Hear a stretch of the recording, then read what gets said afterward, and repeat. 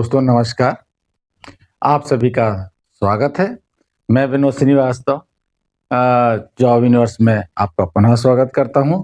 दोस्तों, हर बार की भांति इस बार भी मैं अपने वीडियो में आपके लिए एक नई अपॉर्चुनिटी लेकर आया हूं, जिसमें कि उन बच्चों के लिए, उन आवेदकों के लिए ये वैकेंसी लेके आया हूं। ये उनके लिए जो आईटीआई पास हो, जिस स्टेज में मतलब किसी स्टेज में आईटीआई पास हो और डिप्लोमा पास हो, वो उनको 1 साल की अप्रेंटिसशिप के लिए एक एनसीवीटी से जो 1 साल का कम से कम कोर्स करना आवश्यक होता है, उसके लिए है। और साथ में इसमें आपको स्टाइपेंड भी मिलेगा। ये स्टाइपेंड में मिलेगा और इतना अच्छा स्टाइपेंड मिलेगा, और एक ऐसी कंपनी के में आपको एक अप्रेंटिसशिप करने का मौका मिलेगा, जो कि एक देश की महारत्न कंपनी है, और जो कि पूरे देश विदेश में जिनकी शाखाएं हैं। इंडिया में सिर्फ 14 ब्रांच तो सिर्फ इंडिया में है, साइट्स अलग हैं। तो दोस्तों, एक अच्छी महारत्न कंपनी है, और जिसमें अप्रेंटिसशिप करने के लिए जो निर्धारित आवेदन पत्र मांगे हैं, उसके बारे में आज मैं आपको पूरा डिटेल जानकारी दूंगा।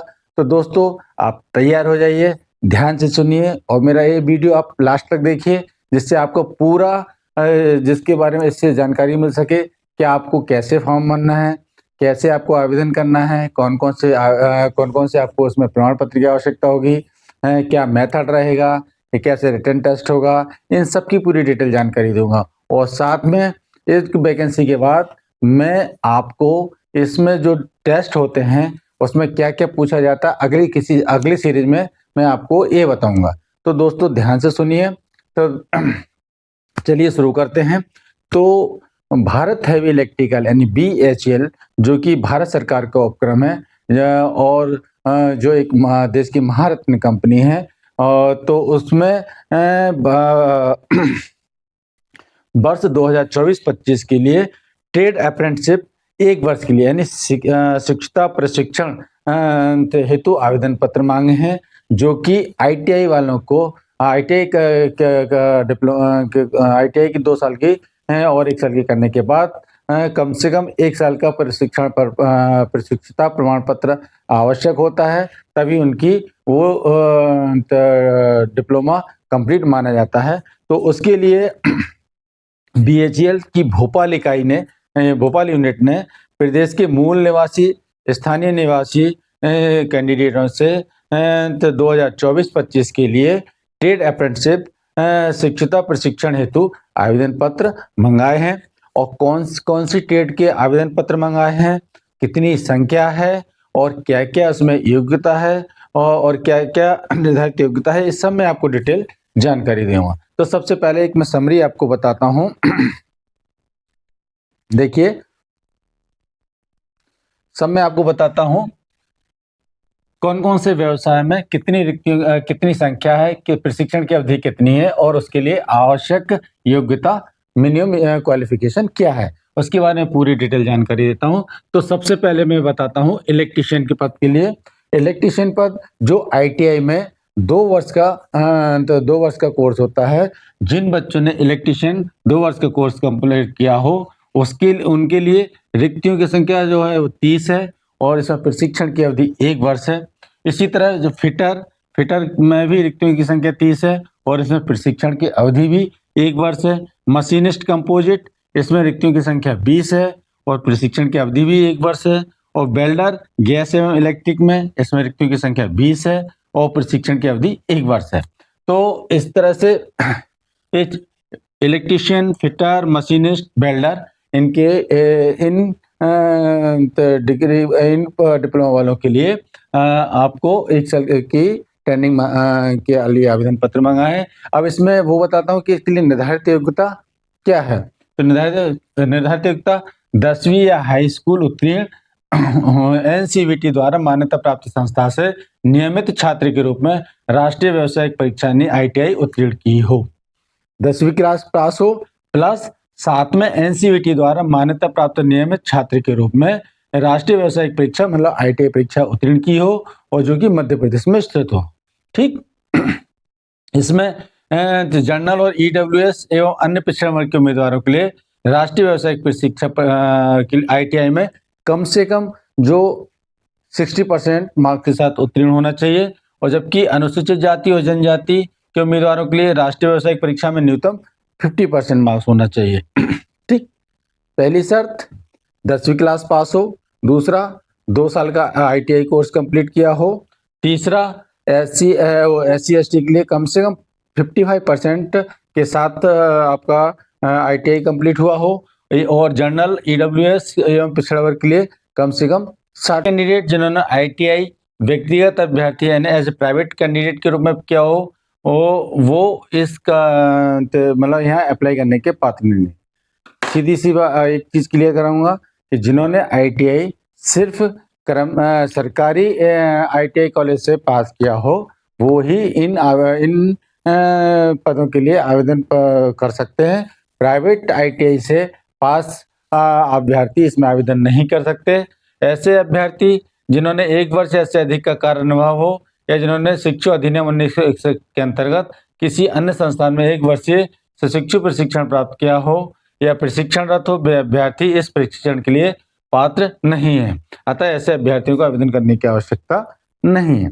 तो दोस्तों और क्लियर कर दूं कि जो बच्चे प्राइवेट आईटीआई कॉलेज से पास हैं, वो इस फॉर्म को नहीं भर सकते।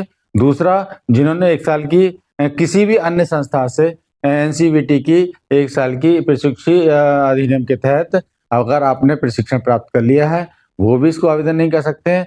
या फिर जो अभी वर्तमान में कहीं और कर रहे हैं, तो वो भी यहाँ अप्लाई नहीं कर सकते। तो एमईएस सर्टिफिकेट धारी अभ्यर्थी एवं जिन अभ्यर्थियों ने एससीवीटी द्वारा जारी आईटीआई सर्टिफिकेट को बाद में एनसीवीटी की में परिवर्तित किया है, वो भी इस प्रशिक्षण हेतु आवेदन नहीं कर सकते। ठीक, अगला अब पॉइंट बताता हूँ। बीएचईएल भोपाल के कर्मचारी, मृतक, सेवानिवृत्त या कार्यरत, जो भी उनके पुत्र या पुत्री, पति पत्नी जिन्होंने मध्य प्रदेश के बाहर से आईटीआई उत्तीर्ण की है, वो भी आवेदन कर सकते हैं। ये जिन बच्चों ने जिनके माता पिता या जिनके माता पिता वर्तमान में कार्यरत हैं, बीएचईएल में कार्यरत हैं, या वो सेवानिवृत्त हो चुके हैं, या उनकी असमय मृत्यु हो चुकी है, तो उनके पुत्र पुत्री, पति पत्नी जिन्होंने मध्य प्रदेश के बाहर से भी आईटीआई, मध्य प्रदेश के बाहर के कॉलेज से भी आईटीआई पास की हो, तो वो इन पद के लिए आवेदन कर सकते हैं।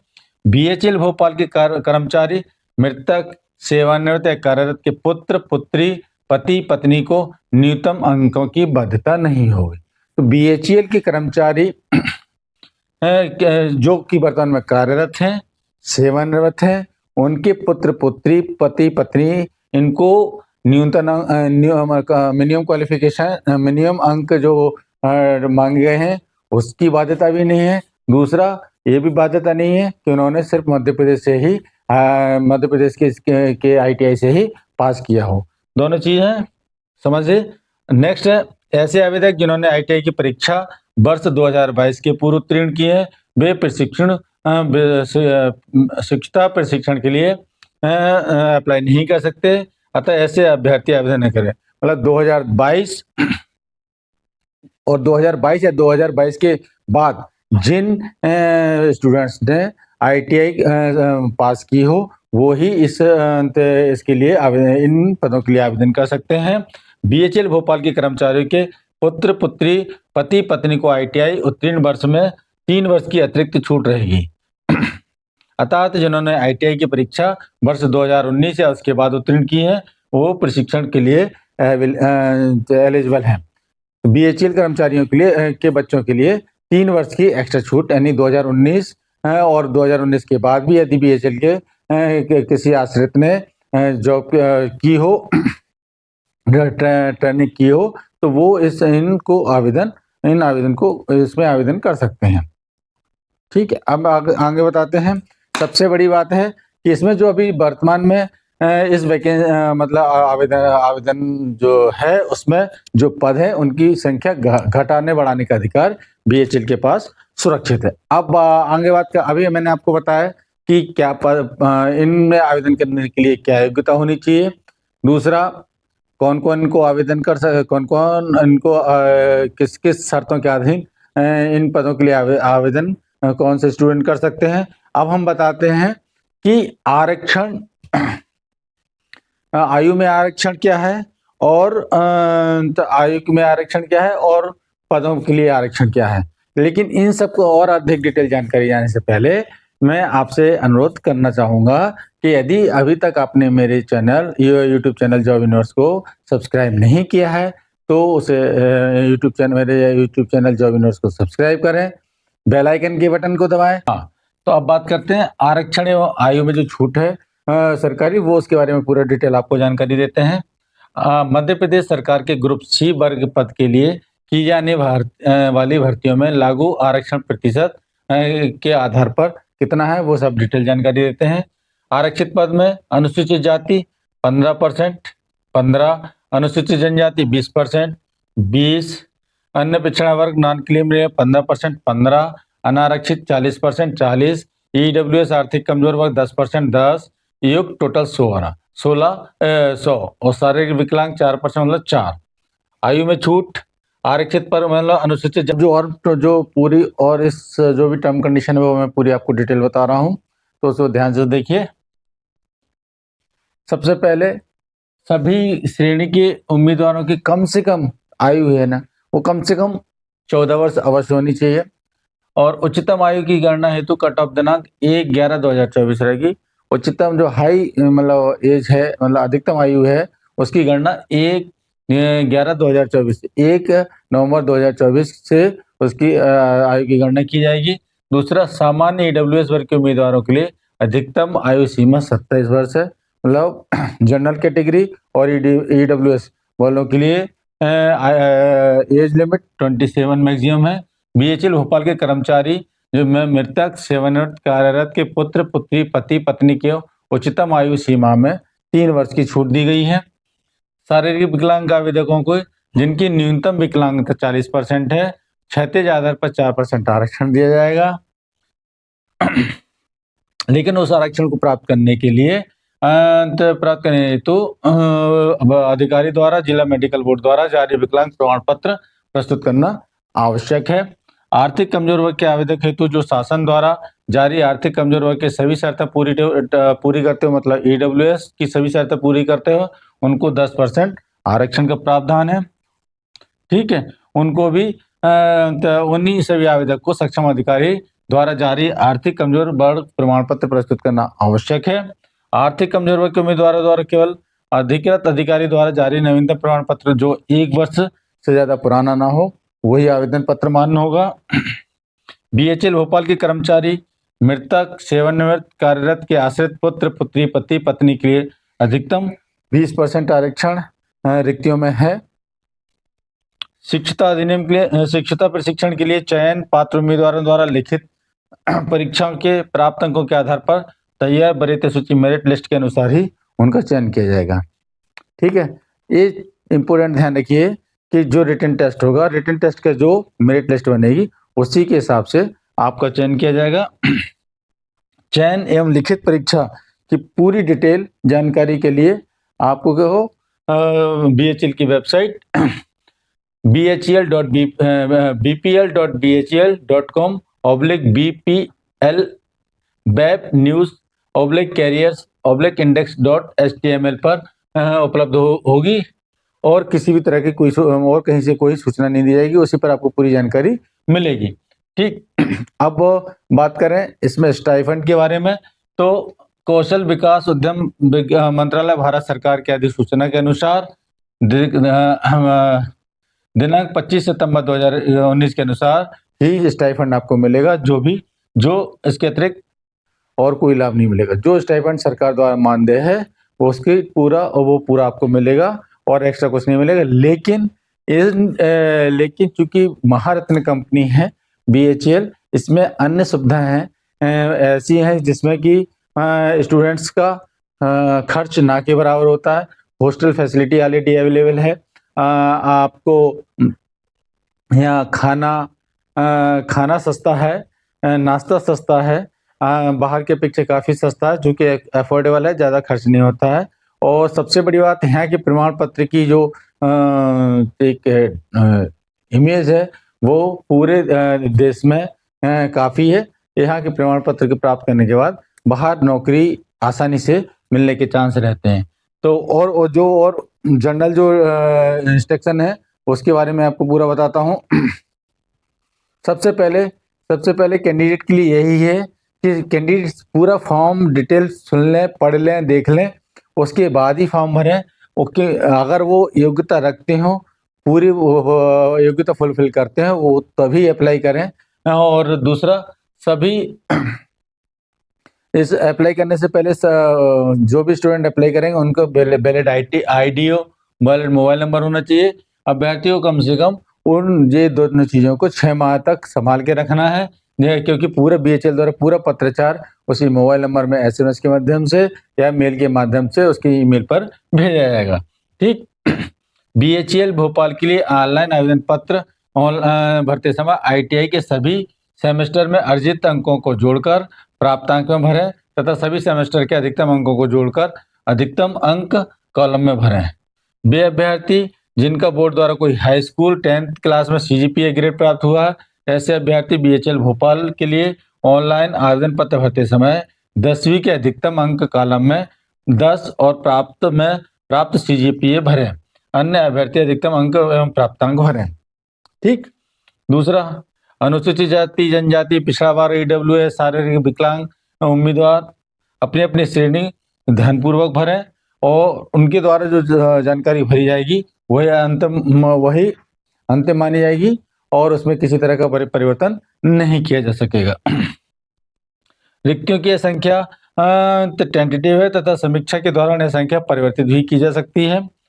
चयन प्रक्रिया के दौरान या चयन उपरांत निर्धारित अंकों को पूरा नहीं किए जाने पर निर्धारित दस्तावेज प्राप्त न होने पर संबंधित दस्तावेज गलत पाए जाने पर आपका सिलेक्शन भी रद्द किया जा सकता है। ठीक। और समय समय पर सूचनाएं प्राप्त करने के लिए बीएचएल की website https://bpl.bhl.com/bpl web news /careers/index.html पर पूरा आप हमेशा विजिट करते रहें और पूरी सूचनाएं प्राप्त करते रहें कि आवेदक को कौन कौन सी योग्यता होनी चाहिए, क्या मतलब निर्धारित शैक्षणिक योग्यता होनी चाहिए, किस आयु वर्ग में किन किन को छूट है और बीएचएल के आश्रितों के लिए क्या छूट है, मैक्सिमम एज लिमिट में क्या छूट है। इन सब चीज़ों की डिटेल जानकारी देने के बाद अब मैं आपको ये बताता हूँ कि आपका जो है ना आपको चयन करने के लिए जो प्रक्रिया अपनाई जाएगी वो क्या होगी। चयन प्रक्रिया पूरी डिटेल मैं आपको बताता हूँ।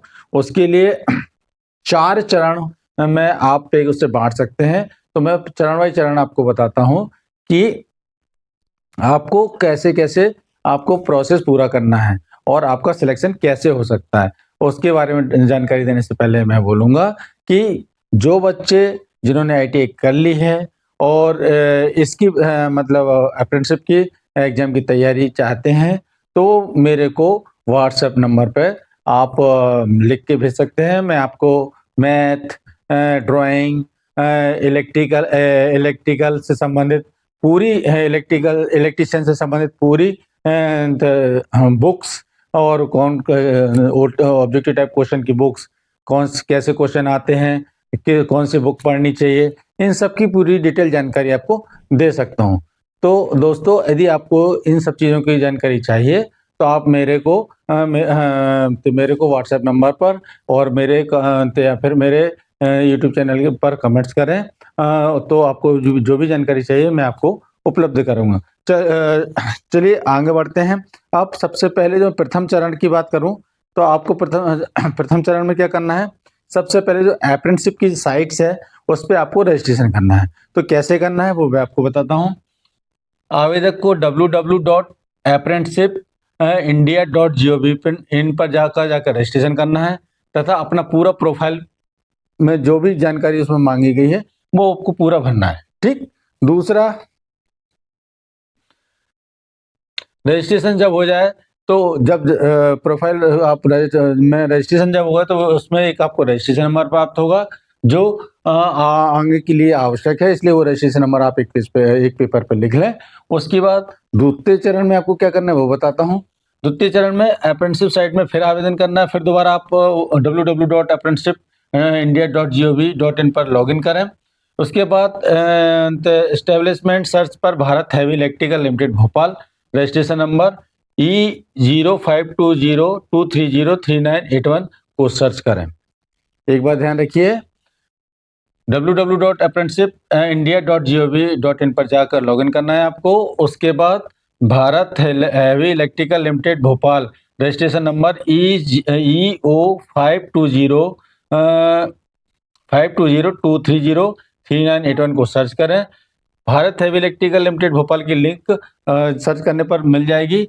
संबंधित ट्रेड के लिए फिर उसमें जो ट्रेड, जिस ट्रेड का में आपने ITI की है उस ट्रेड पर जाकर आपको क्लिक करना है। ये 2 चरण हो गए। तीसरे चरण में क्या है, तीसरे चरण के बारे में आपको बताता हूँ। तीसरे चरण में आपको जब आप वेबसाइट पर अपनी ट्रेड सर्च कर लेंगे तो आपको फिर उस BHL की वेबसाइट पर जाना है। वो कौन सी है BHL की वेबसाइट? https://bpl.bhl.com/bpl/web-news/carriers/index.html पर जाइए। फिर जो आपको प्रथम चरण में जो अपने रजिस्ट्रेशन किया था उसका जो रजिस्ट्रेशन नंबर आपको मिला था उस रजिस्ट्रेशन नंबर को डालिए और उस रजिस्ट्रेशन पर उस पर ITI ट्रेड अप्रेंटिसशिप 2024-2025 का पेज खुल जाएगा। उस पेज में आपको ऑनलाइन अप्लाई करना है और जो ऑनलाइन जब अप्लाई करेंगे तो उसमें जो पूरा जो भी इंफॉर्मेशन मांगी है उसमें आपको पूरा डिटेल जानकारी भरनी है। डिटेल जानकारी भर के जब आप एंटर दबाएंगे तो आप उसका एक प्रिंट आउट लेके रख लें। एक्नॉलेजमेंट स्लिप निकलेगी, उसको आप संभाल कर रख लें। ठीक, ये जो आपके आवेदन है पूरी तरह से ऑनलाइन ही एक्सेप्ट किए जाएंगे। आपको किसी भी तरह का ऑफलाइन कोई पत्राचार नहीं करना। ये तीसरे चरण में ये मैंने आपको बता दिया। अब चौथे चरण की बात करें तो चौथे चरण में क्या होगा। ये 3 जब आपका रजिस्ट्रेशन हो गया उसके बाद आपको लिखित परीक्षा के लिए बुलाया जाएगा। तो लिखित चौथे चरण में आपकी लिखित परीक्षा होगी। पहले चरण में आपको रजिस्ट्रेशन करना है, दूसरे चरण में फॉर्म भरना है, तीसरे चरण में BHL की साइट पर जाके आपको पूरी डिटेल भर के आपको इसमें किसी तरह का कोई आवेदन शुल्क नहीं लगेगा। रजिस्ट्रेशन भरना और आपको उसकी आप स्लिप प्राप्त कर लें। उसके बाद जब चौथे चरण में आपको लिखित परीक्षा होगी, जब आपका फॉर्म पूरी तरह सर्च हो तो आपको कॉल लेटर मिलेगा आपके SMS के माध्यम से या मेल के माध्यम से। फिर आपको उसके लिए एक पेपर देना होगा। जो भी कैंडिडेट क्वालिफाई करेंगे, पूरे जो अर्हताओं को पूरा करते हो, वो योग्यता परीक्षण ITI में प्राप्त अंकों के आधार पर सभी प्रकार के रिक्तियों श्रेणियों के 1:10 के अनुपात में लिखित परीक्षा के लिए बुलाया जाएगा। मतलब जितनी पोस्ट है उससे 10 गुना लोगों को रिटन टेस्ट के लिए आपको बुलाया जाएगा। अभ्यर्थियों का अंतिम चयन लिखित परीक्षा में प्राप्त अंकों के आधार पर तैयार मेरिट सूची के अनुसार किया जाएगा। लिखित परीक्षा में प्राप्त समान अंकों की स्थिति में जिस अभ्यर्थी के ITI में अधिक अंक है उनको वरीयता दी जाएगी। यदि उसमें भी समानता पाई जाती है तो ऐसी स्थिति में अधिक आयु वाले अभ्यर्थी को वरीयता दी जाएगी। उसके उपरांत हाई स्कूल में प्राप्त अंकों के आधार पर निर्णय लिया जाएगा। क्लियर है? और क्लियर कर देता हूं आपको। सबसे पहले जो रिटन टेस्ट में इसमें रिटन टेस्ट के आधार पर मेरिट लिस्ट बनेगी।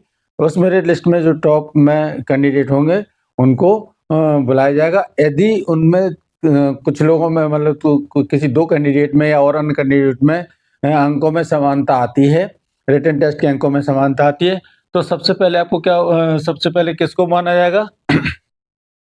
जिसके ITI में ज़्यादा मार्क्स हैं। यदि ITI के मार्क्स भी दोनों के सेम मैच करते हों तो फिर उसमें देखा जाएगा कि कौन सीनियर है, एज में सीनियर है। और यदि वो एज में भी समानता किसी तरह से मिलती है तो उसमें फिर वो देखा जाएगा किसके हाई स्कूल में ज़्यादा मार्क्स हैं। इस तरह से मेरिट लिस्ट पूरी तरह से तैयार होगी। उसके बाद है ना, लिखित परीक्षा के लिए चयनित सभी अभ्यर्थी एक्नॉलेजमेंट स्लिप के साथ निम्नलिखित आवश्यक दस्तावेजों की एक प्रति स्वयं द्वारा सत्यापित करें, संलग्न कर लिखित परीक्षा के समय लाएं। एवं परीक्षा केंद्र पर अनिवार्य रूप से जमा करें, अन्यथा लिखित परीक्षा में प्रवेश नहीं दिया जाएगा। क्लियर? आपने जो भी फॉर्म में भरा है, जो भी ऑनलाइन फॉर्म में जो भी डॉक्यूमेंट्स लगाए हैं, उन सभी डॉक्यूमेंट्स की एक-एक फोटोकॉपी आप सेल्फ अटेस्टेड एक प्रिंट एक और जो अपनी एक्नॉलेजमेंट स्लिप निकाली है, उसकी एक कॉपी साथ में लेके एक बंच बनाएँ और जब रिटन टेस्ट देने के लिए रेजिडेंस सेंटर पे आएँ, तो एक बंच ये जो पूरा फोटोकॉपी का सेट आपको रिटन एग्जाम सेंटर पे आपको जमा करना होगा। यदि वो एग्जाम सेंटर पे यदि आप जमा नहीं करते हैं, तो आप अयोग्य माने जाएँगे और आप क्या आपको आपके क्वेश्चन आप आगे की कार्रवाई के लिए योग्य नहीं होंगे। तो अब आपको बताएँ जो एक्नॉलेजमेंट में जो स्लिप जो इकट्ठा आपको देना है, उसमें कौन-कौन से प्रमाण पत्र लगेंगे।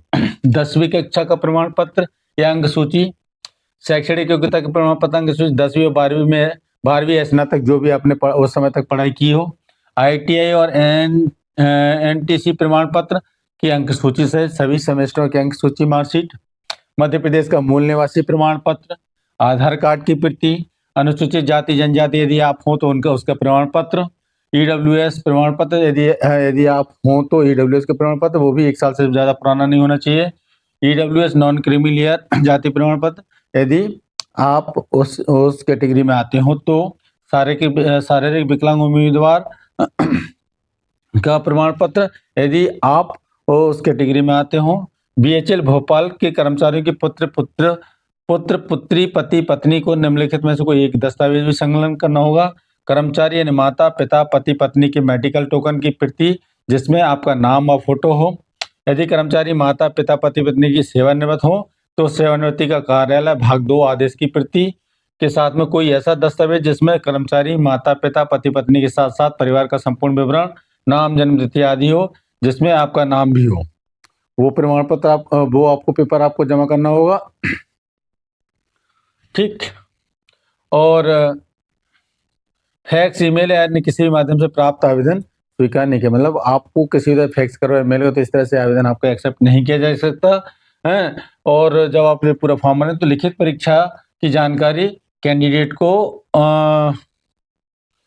जब लिखित परीक्षा जो आपका फाइनल रिजल्ट आएगा, अभ्यर्थियों की जानकारी लिखित परीक्षा के उपरांत अंतिम चयन संबंधी सूचना संबंधी पूरी वेबसाइट पर ही मिलेगी और कहीं आपको उसकी जानकारी नहीं दी जाएगी।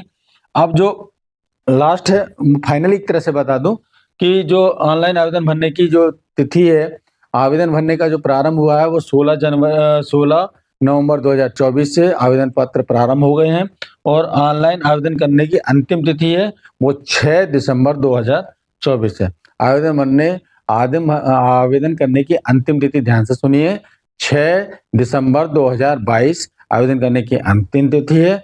अतः जो भी स्टूडेंट्स जो ITI पास हैं और निर्धारित डेट जिसकी वैकेंसी निकली है और जिन्होंने NCVT का प्रमाण पत्र अभी तक प्राप्त मतलब 1 साल की कोर्स नहीं किया है, तो इसको अवश्य इसके लिए अवश्य अप्लाई करें।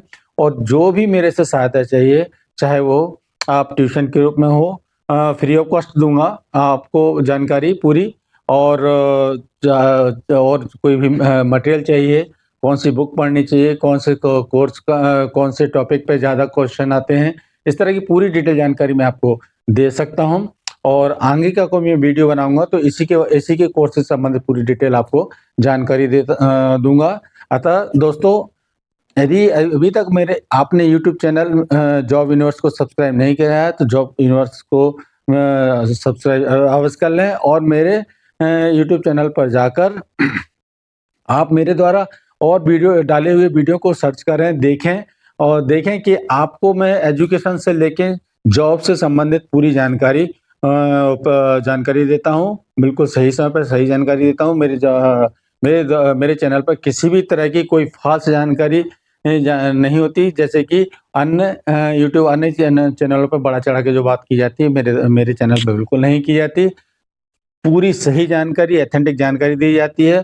और ऐसी यदि इसका आपको PDF इस नोटिफिकेशन का इसकी पूरी डिटेल PDF चाहिए तो मेरे जो चैनल पर यूट्यूब चैनल मेरे चैनल पर जाकर आप प्राप्त कर सकते हैं और यदि कोई कठिनाई आ रही हो तो मेरे को कमेंट्स बॉक्स में कमेंट्स करें, मैं आपकी पूरी हेल्प करने की कोशिश करूँगा।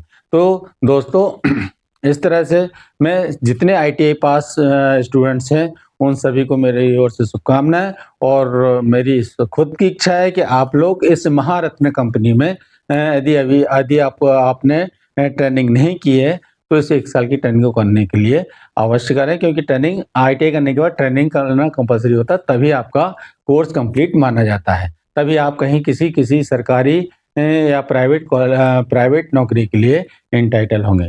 तो इसी सलाह के साथ आप सभी का धन्यवाद। आगे अगले वीडियो मिलते हैं। जय हिंद।